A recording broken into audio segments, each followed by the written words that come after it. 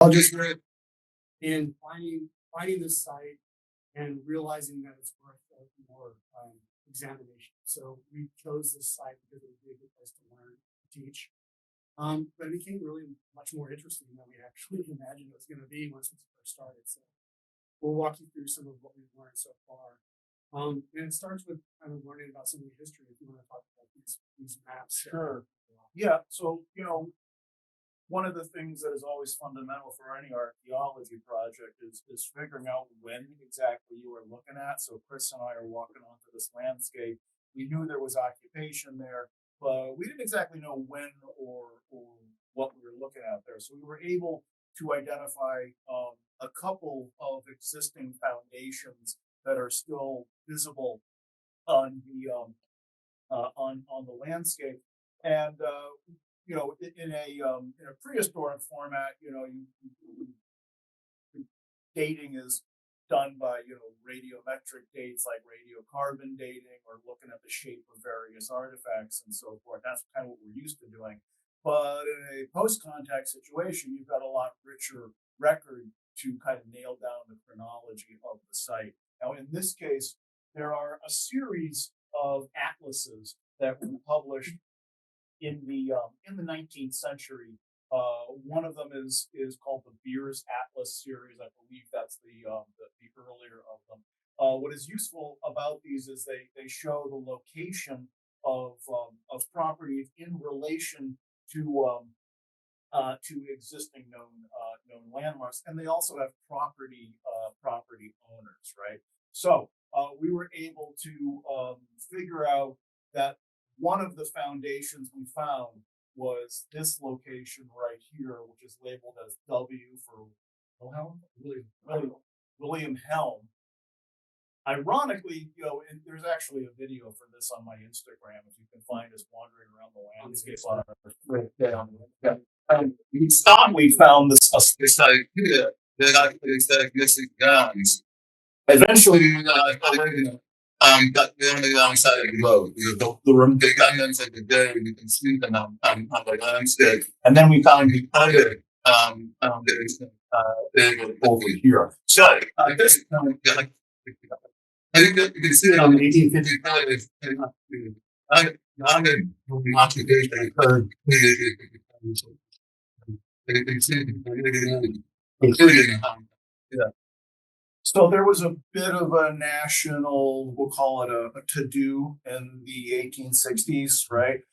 People weren't getting along so well. And in the wake of those events, there was an economic boom for a while, and you see a lot of expansion happening in the post-Civil War era. You can see it happening in this map, like this road that the Helme site is along is absent on this earlier 1850 format. Now, what this allows, and these arrows are showing.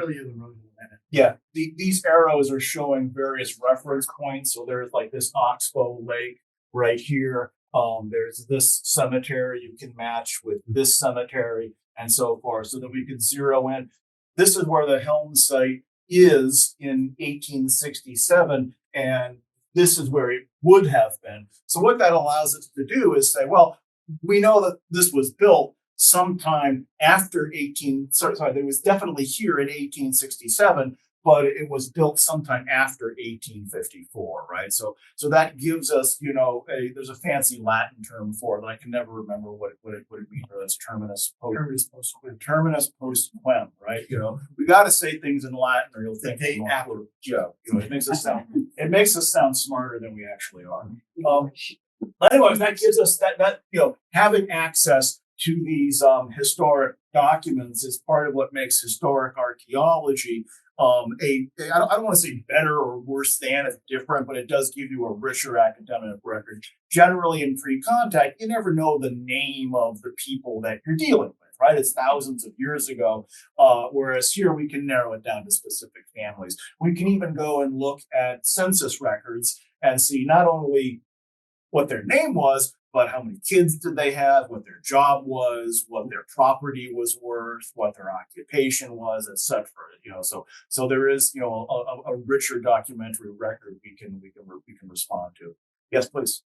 Where is the current location where all this stuff was within the pine bush? Yeah, that's the next slide right here. So There you go. good question. Set you up. So where it is, just to give you some idea, here we are.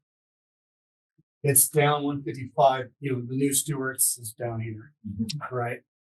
It's the place if you drive down 155 where they did all the clear cutting and burn it, and they planted oats to keep it from blowing away and all that stuff. So it was great for us because we could just walk across there without having to deal with all the brush and everything.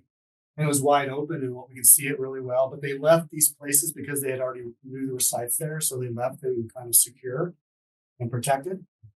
So there's a couple of different trails. I can't remember if this is the red and the blue trail.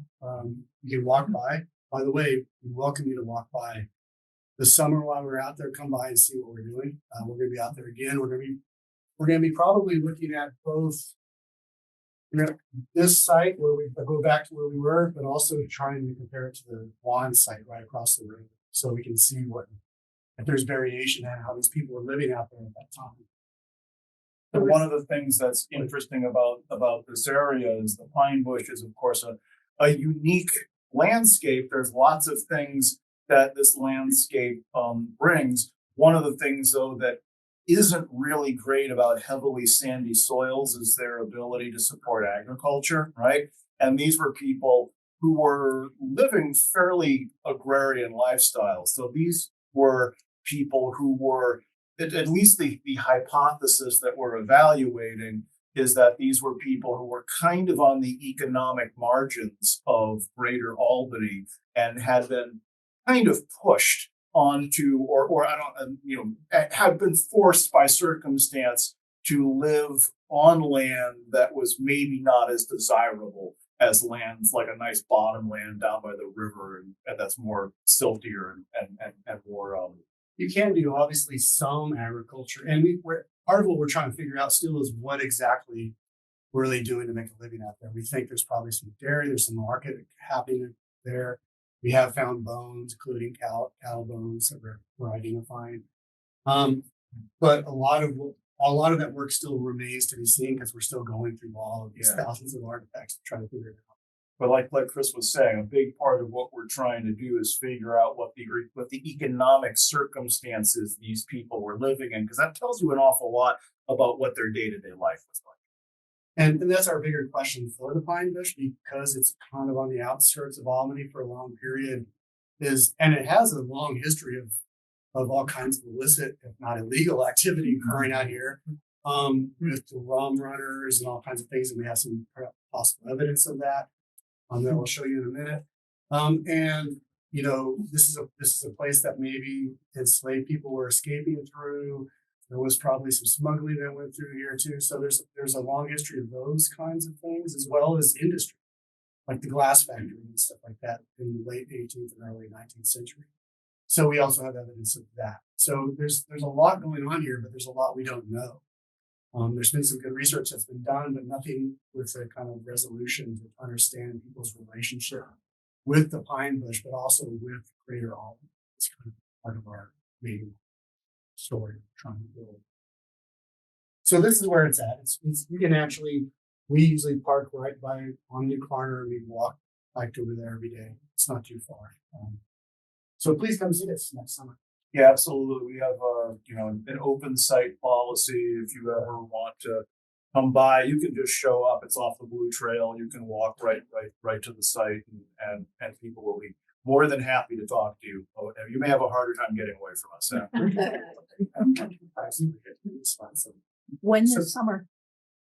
From July, Late May through June. May 27th through July 3rd is when the field school is running, and we will be out there.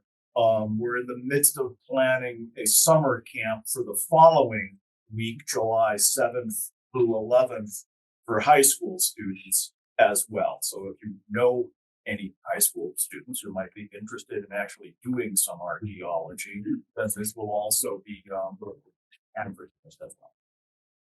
So this is just us trying to get our science together. surveying it, getting everything right. We basically what we did is we created a grid across that entire site. So we, as archaeologists, have to document everything pretty precisely. So we measure across the entire site using things you've probably seen people working on along the highway when they're putting new highways, total station, laser theodolite. Getting some of our students to learn this. It's part of the first part of the process is just making sure there's a way that we can put everything into what we call a provenience, which just means the place where it was found. We want to have it all relating to each other and understand how they're distributed across the site. So that's the first part. And this is an aerial shot of the site. So you can kind of see the different parts of it. We have 3 different areas we were working in. There's the main house, and we'll show you close to this, of course. There's an area behind the house, which we might want to do some more work on next summer. And then there's a big barn actually out here too, and part of the foundation. So this is a barn that was probably associated with the Helme house. But it also was a place that was a receptacle for lots of trash. Later on, all the way into the 20th century, people were pushing trash into this barn pit. So we got bits of metal. so much stuff. I mean, that's the road there. Yeah, this is the remains of the And so road. the other site. This isn't the road. Actually, this is the road. Oh, you're right. This That's is the road that's here. one of the that's the blue track. That's one of the trails. Yeah. The Pine Bush. Yeah. The road comes down here, and the other site we've been over here. Yeah, it's over here. So, this is a Pine Bush trail, and it turns onto the road, and then it crosses across K-Cow. I don't know. If that's not right. Hill. Yeah. So there's a road. Hill goes right across. There's a bridge that goes right here and goes into that kind of industrial center back there. So just to give you an idea. So we have people running through here and stuff while we're working, mostly just ignoring us. This is from a drone shot we took, and it is actually a little video I can show you kind of flying into it to get a better idea. This is our fancy technology. So you can kind of zoom in. So this is inside the barn area. People hard at work, students hard at work. Hey, At the end of the day, I'm not very good at flying a drone, by the way, so if it kind of moves around and stuff happens. This is the house. So you can see the outline of the house, and the foundation going into a cellar is pretty much, we don't know if the house existed outside of that cellar, but there's definitely a cellar still in the house right there. Well, we've been looking for that. There's a story to be told. You always want to find the privy. We'll talk about why that is the case. your house is made of wood. It would have had a stone foundation with a frame upper story. And they had windows. There seems to have been a fire. Some of the glasses really burned. So Yeah. it might have burned at some point too, part of the structure. So they would have had a wooden superstructure and stone. It's not mortared together. It's just dry masonry. So one of the areas we're looking at is down here where we thought there would be a good possibility of finding a privy. Privies are great if you don't, know archaeologists. That's the theory. Yeah. Archaeologists love old privies because once people were done doing in them what you do in a privy, they would often throw lots of garbage into them, right? So if you find the remains of a privy on an archaeological site, you often have this stratified record of the historic occupation of that site, sometimes going back hundreds of years, right? And pottery. Yeah, pottery, but also people would go to the privy to do things they didn't necessarily want people to see them doing, right? So we get lots of liquor bottles in the privy, smoking pipes, that kind of stuff, right? So it is in some ways perhaps I hesitate to use the word, a more honest record of human behavior, but more complete, less selective than you might see in the house. Just think of what we would find if we looked through your trash. Right, exactly. We learn all kinds of things about you that you wouldn't want to see. Yeah. Now we didn't actually find a privy. We did find something else, though. There is something there. That's in this area here. Yeah. And we'll show you some close-ups of this too. So this is where the barn area was. This is where we were digging behind the main house. And then this is where Mrs. Wan's house. So here's the road going through here, and this goes to the kill process over there. So it gives you a better idea of how these things all connect. All right, so this is the area that you were just talking about. So this is what we found. The students chose. We let the students pick where they wanted to dig. We told them a little bit about how to think about these things, and then they chose. And the first thing they came down on was this linear feature of stone. So it suggests there's some kind of outbuilding or something out behind the house that we were hoping was. That's But it's not deep enough, and the artifact deposits are very shallow. There's a lot of interesting and some of the oldest stuff that we found there. We'll show you some pictures in a moment. Is from this area, but if it were a privy, it would have been a lot deeper, and the deposits would have ideally been a lot richer. So, but there's something going on, and one of the reasons, one of the things about until they develop a way to look through the ground remotely, and they have some technology, but not, without a lot of resolution, you got to dig, and it's sort of like trying to look at a painting through a straw, right? You've got a very narrow area, and sometimes it's only after like seasons and seasons of excavation that you can really start to put together the bigger picture. That's especially the case when, as Chris mentioned, in a field school setting where you have to have an educational pace, where the teaching of the craft is what is really the reason you're there, and the research takes a bit of a back seat to the teaching process. We were curious because it ends in this little unit, and you can see this is Liam, I think, pink hair. Yes. So you can see getting down to the sterile, what we call sterile, meaning it gets down below the deposits. It has a very clear change in the stratigraphy of the soil. It's very, this is great soil digging because when you're screening and all the sand just falls through it. So it's beautiful. Everywhere else I worked, Jess is up here can attest with me in Newfoundland. It's just horrible. You're trying to push it through, and it's really bad. But what we found is this, and then so we decided to see if it continued to the north. And it does. It continues. This is a meter by a meter, so this is 3 feet by 3 feet. So another meter, and then this is another meter. So it continues at least another 6 feet or so. And what we might do this next summer is try to figure out what this structure is. It's part of our question. See if it's some kind of outbuilding, something else. Who knows? Sure, I do not. Yes. There's not a lot of rocks in Pine Bush. Any idea where all the stones came from?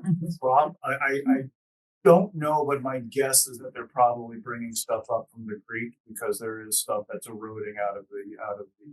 They're either trucking it in from elsewhere, or they're taking what's locally eroded limestone coming out of the kiln. That would be my guess. That's a question I'd like to answer. Because I'd like to see if they have connections to like Helme, some of those kinds of places. If we can identify some of the stone where it might. Because anytime you find a rock, it's basically not natural to Right. most of the area. Walk unless there, you get along somebody the brought it there. My interpretation of these people so far is there seems to be an emphasis on self-sufficiency. A lot of canning was going on there, for example, right? And they seem to have owned some animal stock, and that they were slaughtering and using it there. When we show you the ceramics that they had some great things, but it seems like they were buying like one plate at a time as opposed to getting matched sets. And a lot of the decorations are some of the lesser expensive decorations. So it seems to be sort of more of an ad hoc kind of thing, as opposed to being really tied into the local economy. How that relates to the house is that I would personally expect them to be taking advantage of local resources. That would fit my interpretation. So either I'm right or I'm wrong, and there's something more interesting going on. So we went either way like that. But that is a great question to bring up. Yeah, in the back. Do you ever use ground penetrating radar to investigate before you dig? Sometimes in this, either before we dig or along the process.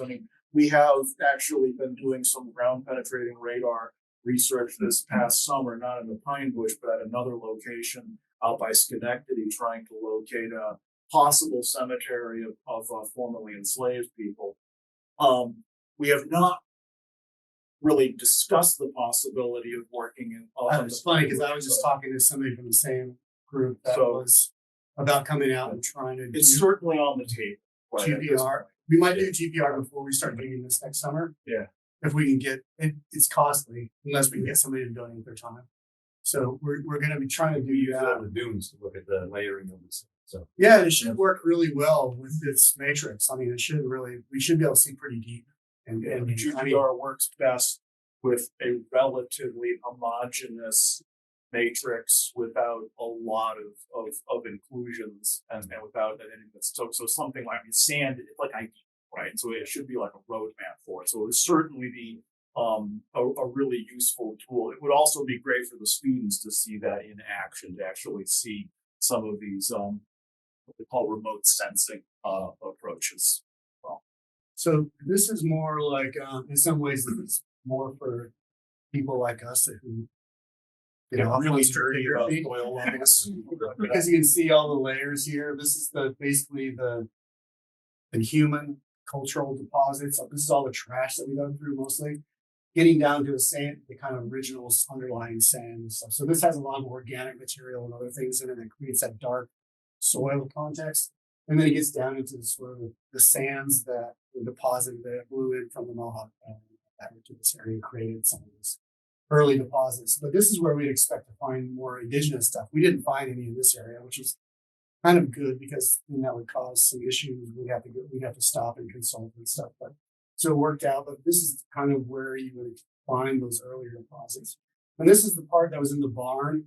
And you can see parts of, I think this is part of an old tractor. This is actually part of an old window. There's glass stuck to it. It all coming out. And there was so much metal and debris that was just pushed into this barn. It was really fun to dig through. You really want to have your tetanus shots if you're working out here, which we're all current on. Okay.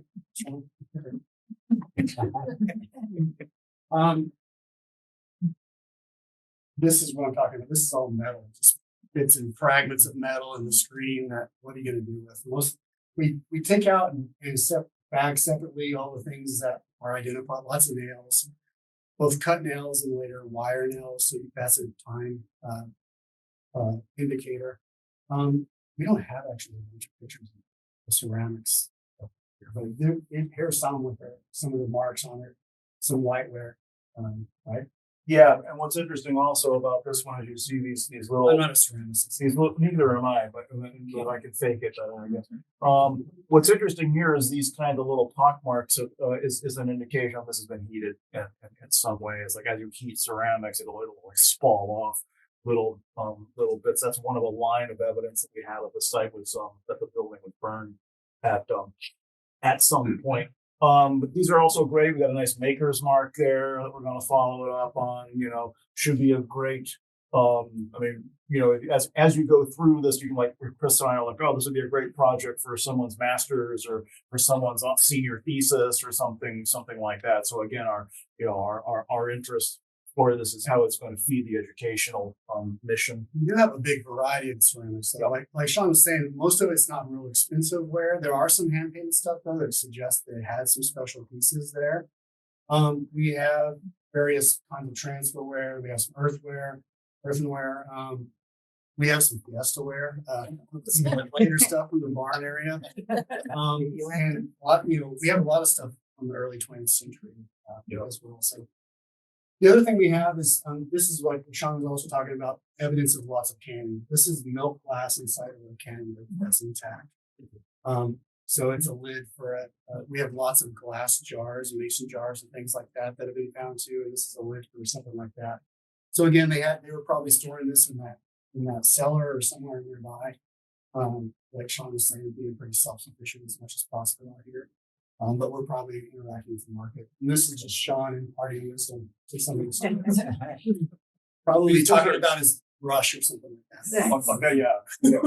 This is a couple of graduate students and a couple of graduate students who also work at the CRM, and this is one of our undergraduates. And this is actually somebody from Binghamton University who was volunteering with us as well. Thank you.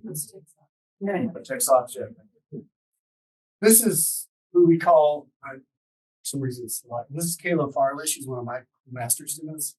What she is now known as the glass master because she is doing her master's on all of the glass that came from the Helme site. Which is And there's substantial. thousands of pieces. So she's really deep into it, but she's doing a great job. And I mean, maybe not.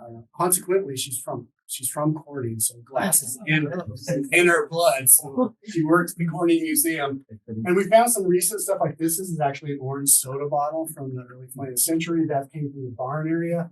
But one of the favorite pieces, she's actually holding a maritime archaic object. She worked a field from a couple of years ago. But one of the coolest pieces she found is this Prohibition era Hiram Walker bottle that it's a spider web bottle that's known. We have many pieces of this, at least one of these from the site, probably several. It comes from the Prohibition period. So it got there probably from rum running or something else coming down from Lake Champlain. From Hiram Walker actually had connections with Al Capone, and so they were distributing stuff during that period. So there's some interesting things going on out here. We can assume that Al Capone actually visited the site. We're pretty sure he drank from this spot. But she's found all kinds of really interesting things. Found stuff from the Albany glass factory, which predates all of this. The glass factory, if you don't know much about it, that used to exist in the Pine Bush.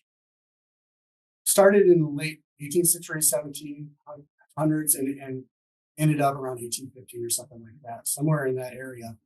They were known for making these really nice pressed glasses and stuff with like the bust of George Washington and things like that in it. This probably got to the site either as an heirloom piece or something else, but it definitely predates a lot of the stuff that we're finding. So how it got there is interesting. Yeah. Have the two of you disagreed about? Constantly.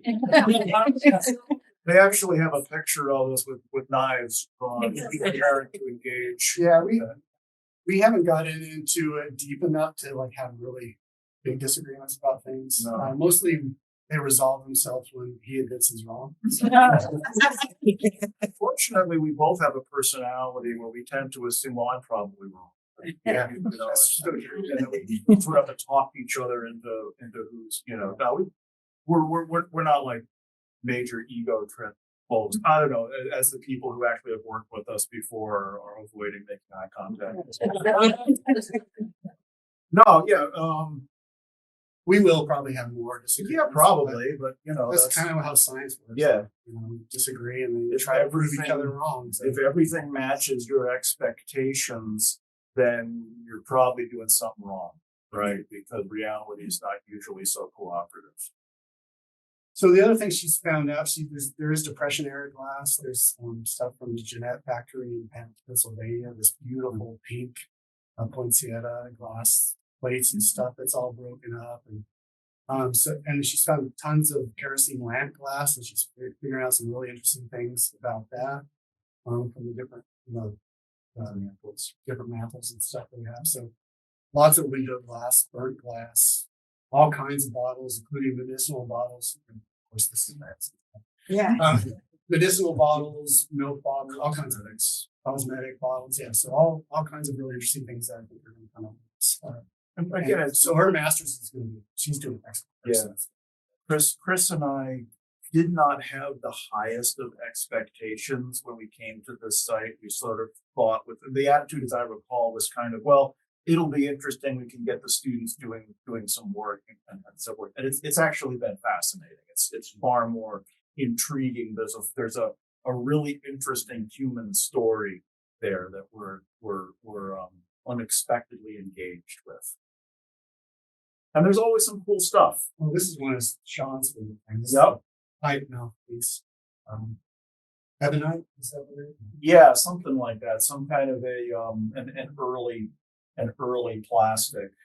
My dissertation research was on indigenous tobacco smoking, and I followed that up with research into basically how indigenous people across America used a variety of intoxicating drugs, usually in ritual or social contexts. I've never really dived into the research on sort of Euro-American post-contact tobacco smoking, but it definitely was, a fundamental element of of life at the time. So those, I'm always. It should be really datable as Yeah. well. We should be able to figure out more of a Yeah. closer time period.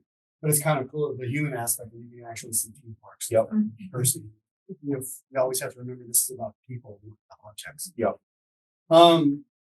Clearly reindeer were here. This is some kind of like little, like harness skulls or something like that for you, the cow, or something else for something, pulling. We don't know. It's one of a kind. It still actually has the little clapper. In it. Yeah, it makes sound. It still Yeah, makes we're- sound. it's a lab. Yeah. We're No, very serious. So lots of domestic, because this is a family living here, so it's really interesting. They're a family with 3 kids. There's lots of evidence of a fully lived life in this place for quite a long time, so it's really interesting. And it's a fully lived life of the people who would rarely have their life recorded. We're looking about fairly marginalized, lower class, working class people living kind of on the economic fringes, and they're not the ones who get their names in the history books, right? And that's what archaeologists are.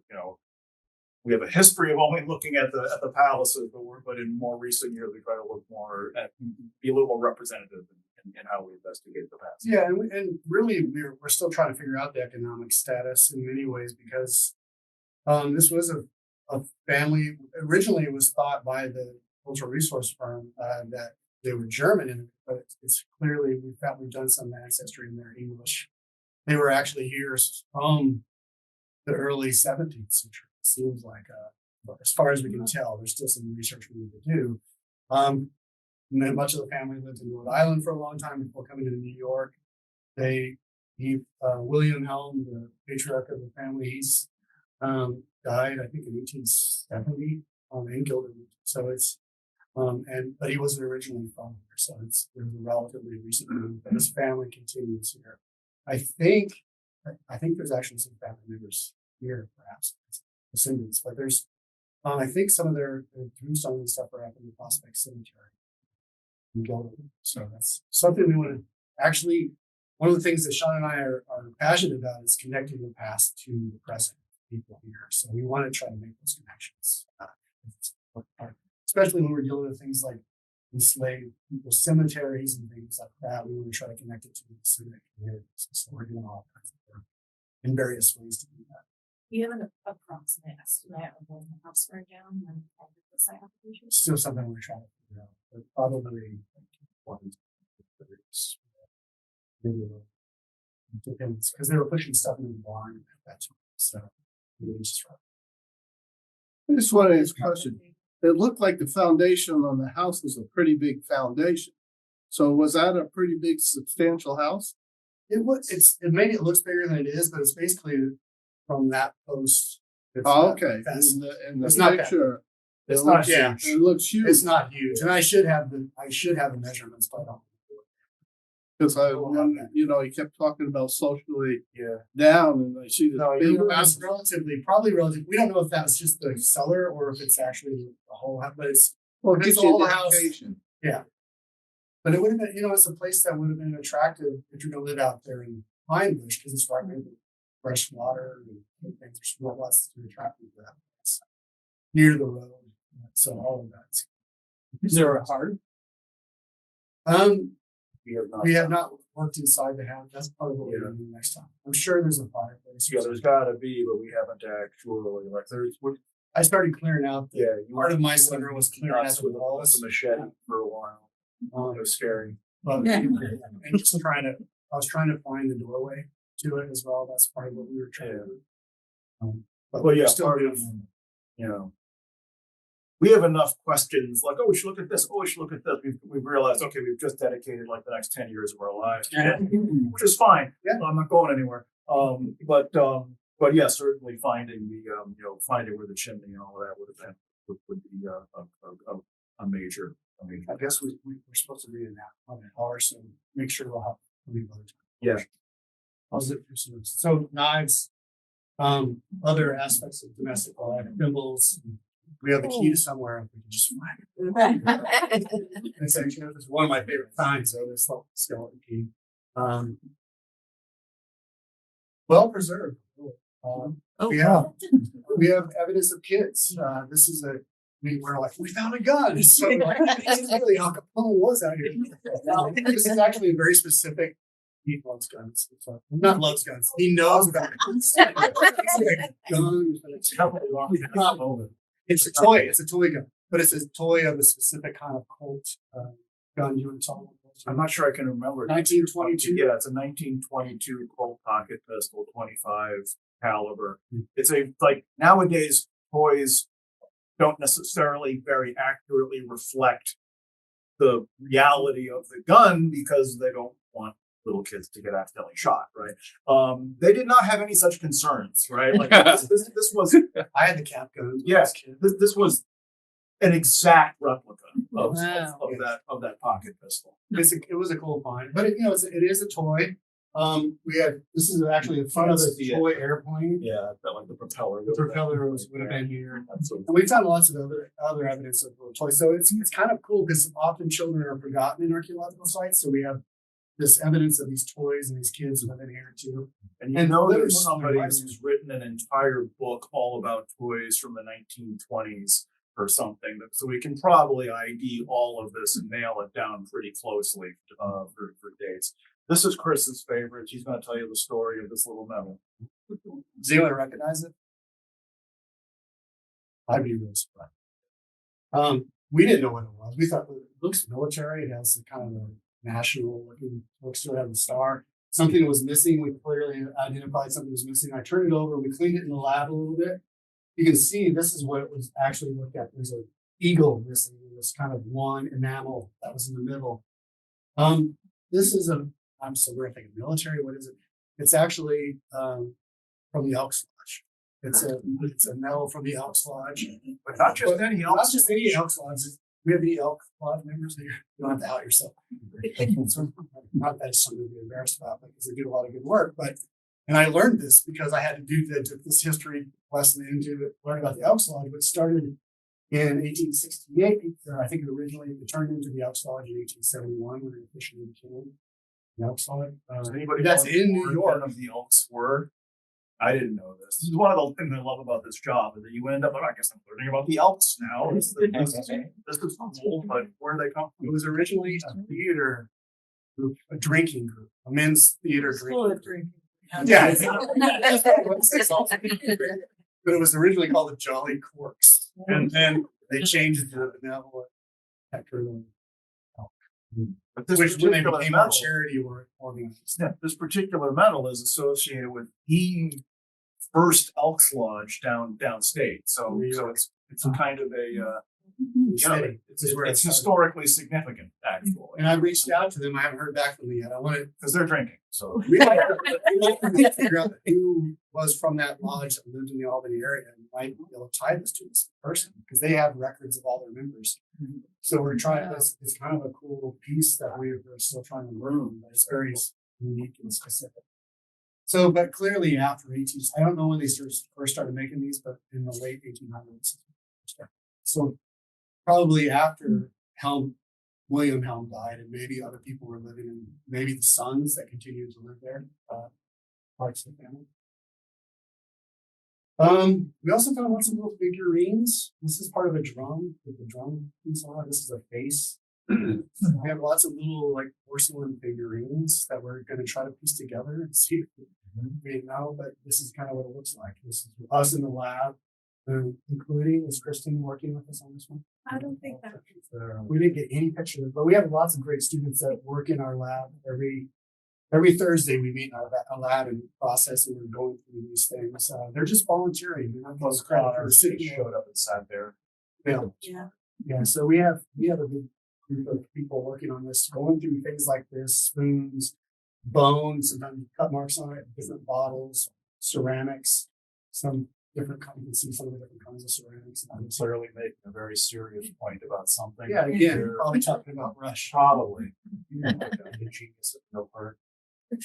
So, I mean, this is just to kind of wrap it up.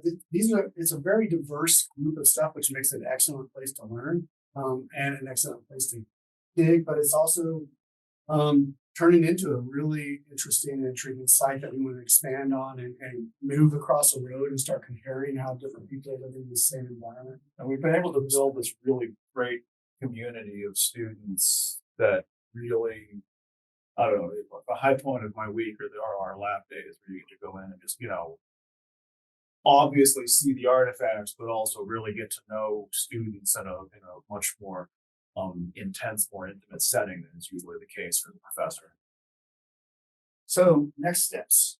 What's up next? What are We're going back, like we already mentioned, we're doing more post-school student camps. We're going to expand across the road into the Wands site. We're pretty certain. It was a widow that had lots of kids living up there, so it's going to be an interesting site over there.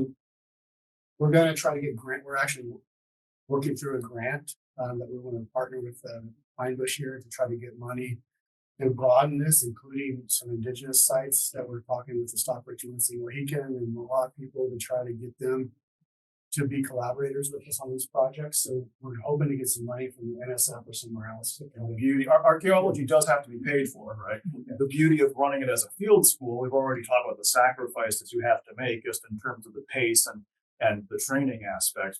But the benefit there is not only do you not have to pay your workers, they're actually paying you for the privilege of working. So It is a privilege. Yeah. So our budget so far has been essentially zero. We've been able to do an awful lot with fairly meager resources. And think of what we could do if we could actually land, it's not even like a lot of money in the grand scheme. I mean, we're asking for like a few $100,000 or something from the National Science Foundation to do that GPR work and do some more floral analysis to look at all of the various plants from the site and someone to look at the animal bone. Not that I know anybody who could do that, not likely. So. And we'll be publishing on what Yep. we found out so far, both for academic stuff, because that's the only thing that matters to our institution. Really, this stuff is what we like to do. We don't get a lot of extra. No, nobody cares. Nobody cares about that in our institution, but Even though we I are think going to it's the create most stuff. important thing that scientists Yeah. should be doing, because ultimately you guys are the ones who are paying for all of this through your tax dollars. So thanks. And we want to create things that aren't just for other academics. We want to create stuff that's for the public. So we're going to be creating not just academic papers, but public facing stuff. Yeah. So yeah, in that vein, and you talk about how when I took history in high school, it was all about who is in charge and who's in power and Yeah, the rich great people and man whatnot. theories. Right. So I'm trying to understand. This is the detritus of Family. yeah, Yeah, It's family false. here. So it doesn't feel as potentially meaningful within the course of history. So help me understand. Right, where does this fit into academic scholarship, and how is it important to people outside of this area? Well, some of that is because we're taught that history only matters through sort of these wars and through leaders and things like that, but that's not what most people are living from a day to day. And so how anthropology has changed over the years, it used to be more focused on these, queen of this Mayan area, and that's still a big part of what we do. But learning how people actually lived, the economics, because there's the people who are elite that have everything, and there's the people who live within that system. So learning about the system, because learning about these people is also telling us about the system in which they live in. So looking at this as a whole versus archaeologists very rarely can Entirety of society. It's like if you wanted to learn all about American society and all you ever did is excavate, the Vanderbilt estate, you're not going to get a very representative picture of what life was like for society as a whole. You have to look at all of the various elements of society to do so. Don't get me wrong. If tomorrow someone said, we need someone to work on George Washington's estate, I am there. Right. It's still available. I actually, Oh, well,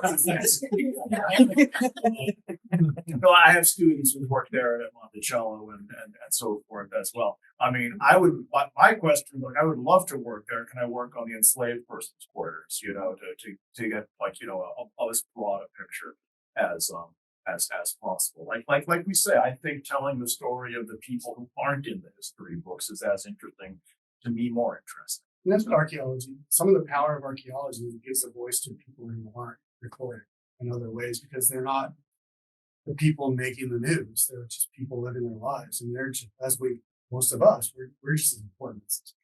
And I think that if you go to a place like the Helme site, most of us are going to find that a lot more relatable than they would the Vanderbilts and the Washingtons and the so forth, because they're making economic and family decisions of the sort that people in this room have got to make every day. And I think telling that story is again, relatable and important, and usually of interest to people who come and visit us. Yeah, and admittedly, we're not going to become famous by working in the Helme site. These famous the archaeologists that worked on the Helme site. That's not what we're seeking to do. I mean, we know other people that are working in this kind of trying to understand people's daily lives, and so we'll share that with those other people and other people that are interested. But also, I think a lot of people are interested in just what people look like. So it's just, even if it's just about educating people that in this area, that's what we're interested in. So there's just even that part of it. But who knows? We might discover some amazing thing that You never know. It's a shroud of Turin. One of the things I want to talk to Einbush about also is that I think we have all kinds of questions that we want to answer, but I think there's lots of questions in the community. So as people interact with the pine bush, I think it'd be really cool to have something here in the Discovery Center that just said, like, write down some questions that you would like to know about the past here. And then Sean and I and our students can go, let's see if we can figure that out, and start answering questions from the community. I think doing stuff like that, making sure that the university isn't we're hardly the ivory tower over there. We have that big barrel. Yeah. We're, a state university.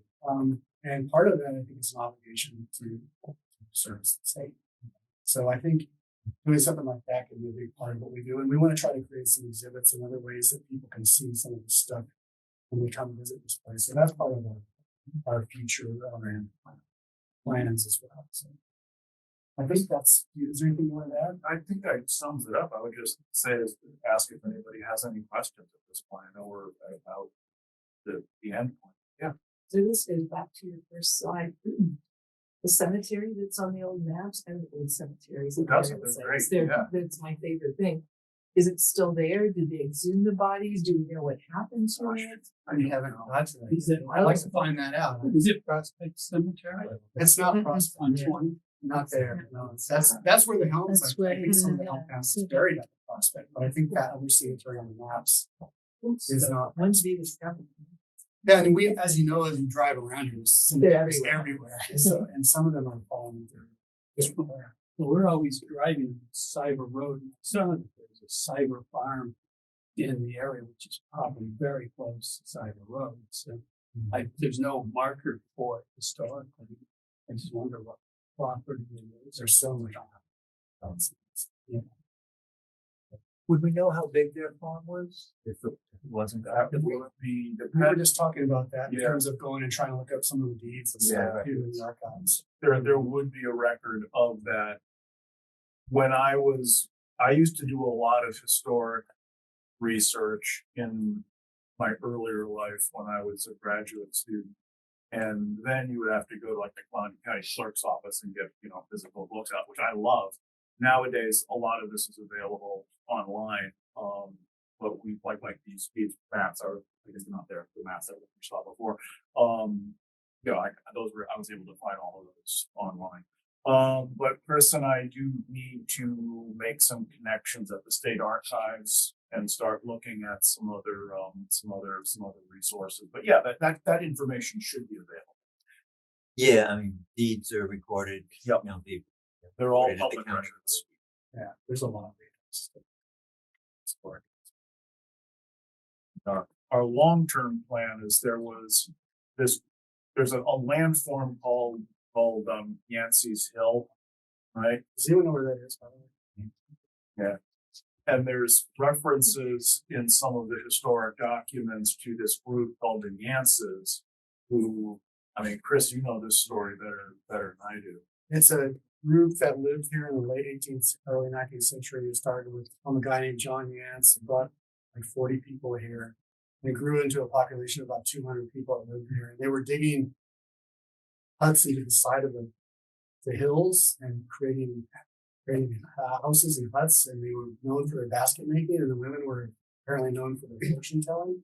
They sound like travelers or something. Almost, but there's some indication they might have been indigenous. And so that's kind of our great white whale that we try to figure out is who these Yances were, because they were a significant population.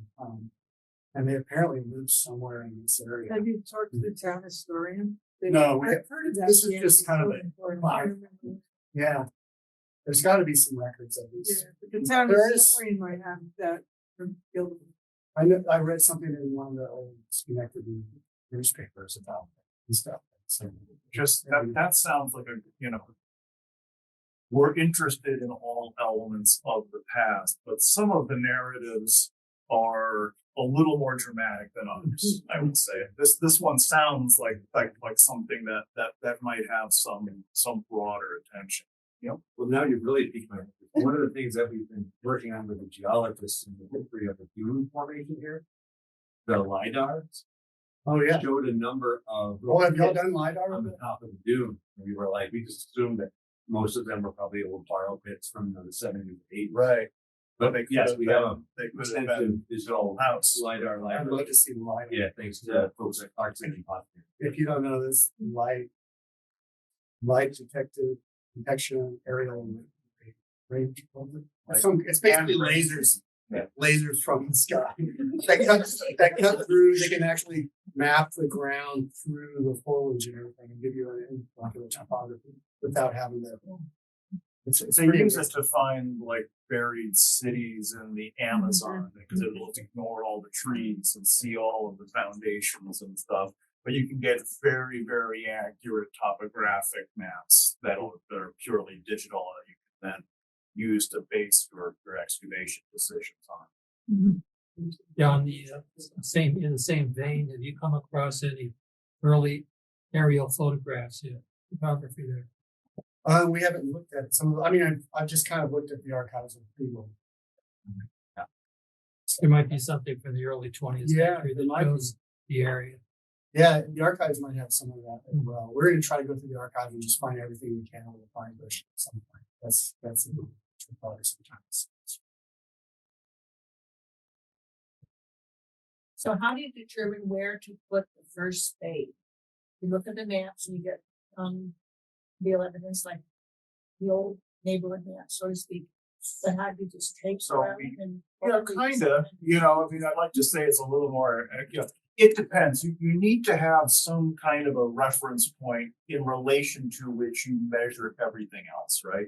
And you try to have that reference point be something fairly solid that's not going to disappear so that when you go back the next year, it's not there. We're using an old tree stump at this point. That is our primary reference point that we're measuring everything in relation to. In the fullness of time, we would tie all of that in with the global positioning system software so that we can get an exact location of where everything.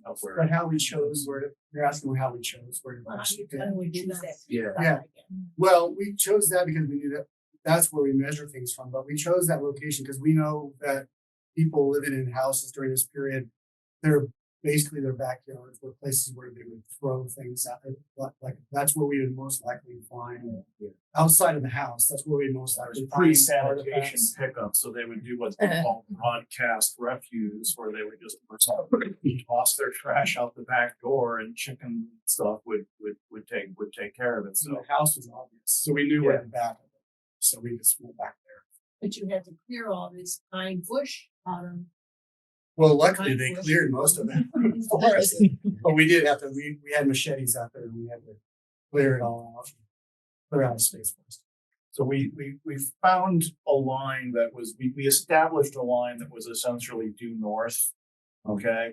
And we established a grid off of that line found an area that was where we thought about where you would be likely to find a good deposit of historic artifacts, and essentially arbitrarily said, yeah, let's start here. And then depending upon what you find there, you either expand that or you go elsewhere. Now, there are more involved or less involved strategies for location selection, random tables to pick things, or you know, that ground looks higher over there. Maybe that's a deposit of something, you know, more. But believe us, we've done plenty of empty pits. Yes. Looking at the second map, the newer map, it's called Hamiltonsville. Yeah, So here part of too. this pine bush that we enjoyed was once Hamiltonsville, like over Yeah, there. towards Schenectady over that one. What is that road that's diagonal? Is that 155?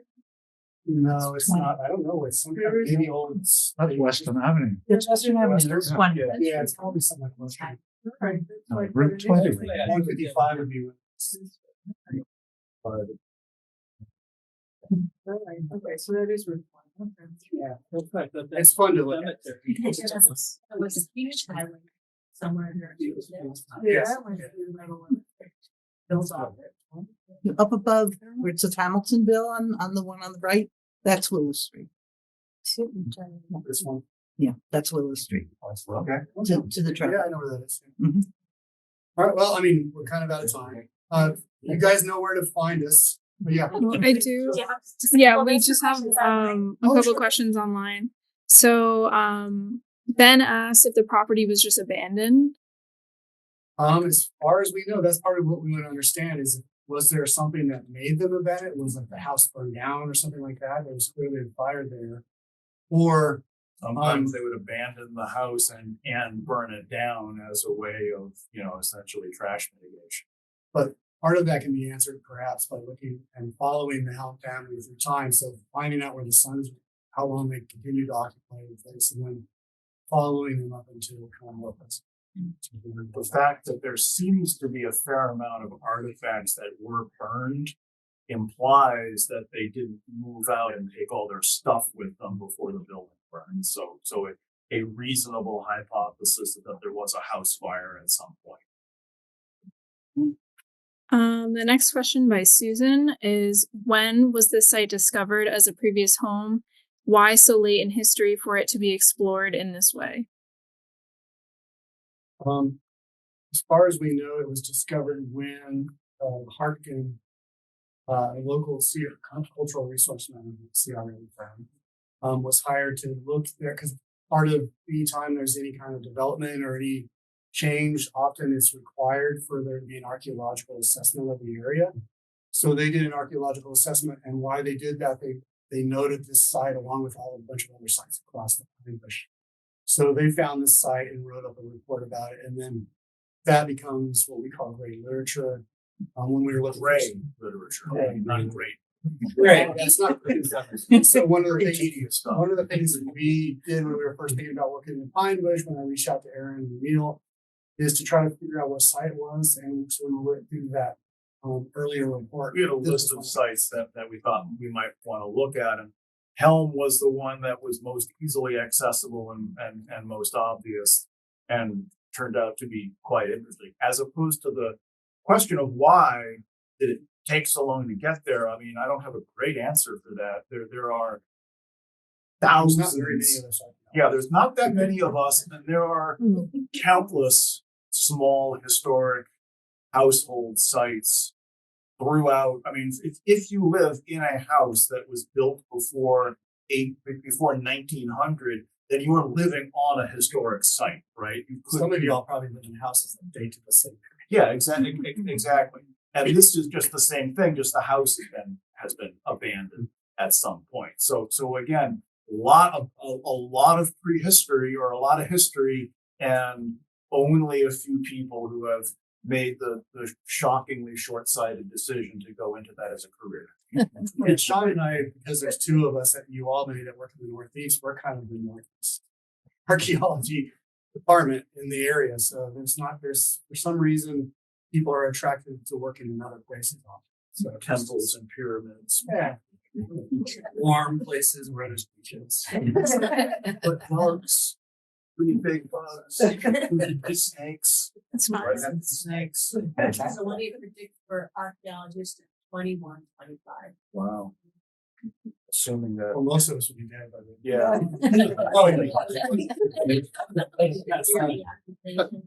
Yeah, it's changing a lot actually in my lifetime, at least in terms of how we do work with indigenous peoples and things like that.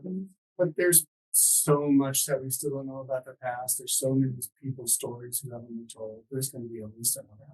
I mean, we don't even have to probably dig another hole, and there's stuff in museums across our country that hasn't been studied to its fullest extent. That said, I mean, there have been dramatic technological developments just in my lifetime, and within the period before that, the advent of radiocarbon dating, remote sensing, the LiDAR, all of that. I have yet to see or even imagine a replacement for one clever archaeologist with a trowel and a good sense of material culture, right? Eventually you got to dig it up. Now maybe we'll have robots instead of field school students someday. I don't know. I don't think that would be as much fun. But I don't see a way in which you could replace what we do with AI or automation and so forth. So I would be willing, my guess is that, you know, maybe I'll fly to the site in my hover car, but I think what I do when I get out of the car will be a lot more like what we're doing today, not that different. But I mean, a lot of that really depends on a public that's interested in the past. Yeah. That ebbs and flows. And we're seeing a lot of changes in how people want to support this kind of stuff. But I mean, it's really great to see so many people here on a Thursday night to talk about this site. Yeah. So that gives us a lot of hope. Because I mean, the past can teach us so much still. And that's the whole point of what we do is to try to learn from it instead of it's not just about the objects that we've already said over and over again. It's about what those can tell us about our past, but also about perhaps some lessons we can learn as we take into the future. So hopefully we're teaching things so we'll be better off in 100 years. Well, in 21, 25, our houses will be 100 Yeah. years old plus. Yeah, So, they're you still know, around. I've actually got questions on mine. There's quite a few, but I don't know if we have enough time for all of them. Up to you. So we got Maybe this question is quickly answered. What are the years that the property was occupied? say again, please. What are the years that the property was occupied? We don't know the exact years at this point. That is pending additional documentary research, but I would hazard a guess that it was probably from say 1865 to 1920, thereabouts, give or take a decade on either side of that. Two more questions. This question is, will you accept volunteers to work the site? Yes. We had some out this last week. Unqualified? We'll teach. All of our students are unqualified. They're unqualified. I mean, really, are Chris and I qualified? There's no license or permit. Or how can they tell how many people lived there? I mean, we can look at the census records that give us an outline of who the family was. Could there be people there that for whatever reason weren't showing up in the census records? I guess I can't rule that out, but probably not. Yeah, we think it was the husband, wife. I had all their names memorized. It was like William and can't remember the wives. It was like Christian and Thomas. Well, there was three. a daughter. Three. Wasn't there a daughter who disappears off the record that may have died young or? Yeah, she died before going to the house. Yeah. Oh, that's from the The ancestry, yeah. record. Thank you. There's still some back. Yes. Is the Thomas the same as the Dr. Thomas Helme in McCownville? I don't know. There might be a connection there. So. That was similar to my question. Yeah. My great grandmother was Emma Helme, Interesting. and her father was Thomas Helme, Yeah. the doctor. I mean, And- we do have we had a student do some genealogy research. But just ancestry. but Thomas just- Helme was born in 1830 something. Okay, The father, he served in the Civil War. He was a doctor in the Civil War. His daughter Emma was born sometime in the 1850s. Okay. She was one of the younger children. William may have been a son of his. I don't know. I only followed the ones that are directly related. William. Okay, so he might have been a brother to the Thomas Helme. Yeah. these are Thomas also Helme. people who are coming in from Right. outside of New York State. They migrated here from Rhode Island at this point. So they- These people, the Thomas Helme ones, they were here in this area for a while, and they were originally from England as well. Right. I Um, mean, they might have been related because William Helme was born Yeah. in 1860. And Lake Okay. Montgomery. why did they come from Rhode Island? Maybe they came to be closer to existing to these families other relatives, yeah. and so forth. I was wondering if it was the Yeah, same But family. I don't we know. want to try to make those. I mean, that's part of what we're going is we want to create and Yeah. look at that whole thing. I know a little bit about that family. Yeah. The Thomas Helme. Right. So yeah, Mm-hmm. we're on the. You can find us at University of Albany. You can anything that anybody can help us with in any of that regard.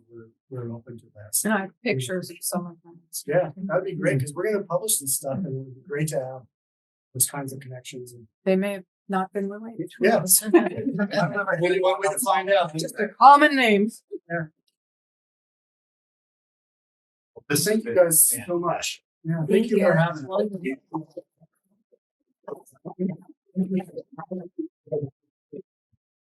which was fantastic.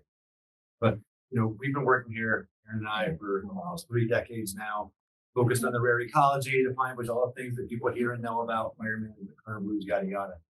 You're opening up a window to human history of this site in a way that's creating open doorways for continued learning and engagement with the community. And that's ultimately what the commission's work here is all about. So we can't thank you enough for your interest in doing this initially for the field school.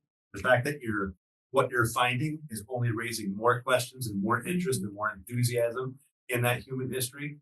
So we can start telling those stories is just absolutely fantastic. So can't thank you enough for the work you do. And we can't thank you enough for the opportunity to work here as well. And Chris and I are very easy to get a hold of. I mean, S. Rafferty at Albany EDU, C. Wolff with 2 F's at albany.edu. We love getting questions. We love talking to people about what we do. So if you contact us and want to come by and look at the artifacts, we will show you. Yeah, we show got you live. floors and floors and floors of stuff. We're happy to set you up.